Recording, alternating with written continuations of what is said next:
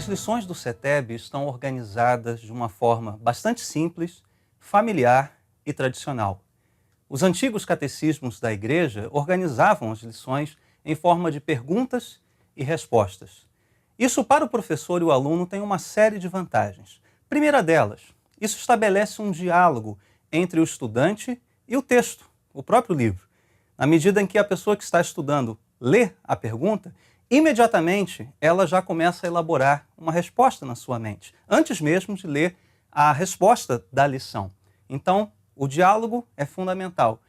A segunda vantagem é a memorização. A partir do momento que ela lê a resposta e sabe qual é a pergunta, aquilo já começa então a fazer parte dos seus conhecimentos. Ela começa a memorizar e começa a se disciplinar a guardar na memória cada texto, cada resposta. Uma disciplina antiga que, infelizmente, acabou sendo perdida pela Igreja. E uma terceira vantagem que podemos destacar diz respeito ao trabalho do professor.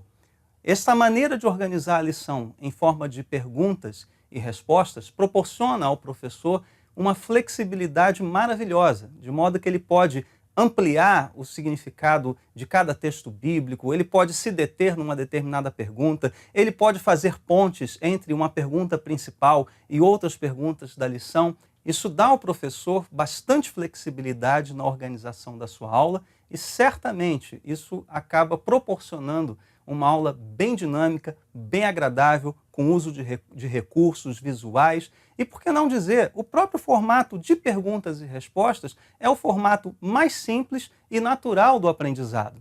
Assim fez Jesus. Basta ler o Sermão da Montanha e destacar ali as quantidades de perguntas que Jesus faz à sua audiência. Então, a lição, perguntas e respostas. Uma aula simples, perguntas e respostas também. Acrescentando a isso os recursos visuais, artigos que o professor certamente irá pesquisar para a sua aula, pois bem, isso é o somatório de uma série de fatores que vão gerar uma aula bastante agradável, bastante criativa e bastante dinâmica. Por tudo isso, nós cremos que esse formato é um formato maravilhoso e ideal para o estudante que está começando a sua jornada, a sua peregrinação pela teologia bíblica e até mesmo para aqueles que já são mais experimentados na fé, recordarem determinados conceitos, se deterem melhor sobre determinados textos bíblicos e aqueles assuntos da teologia que a gente sabe, né, que merecem, né, sempre uma explicação, sempre um estudo mais pormenorizado.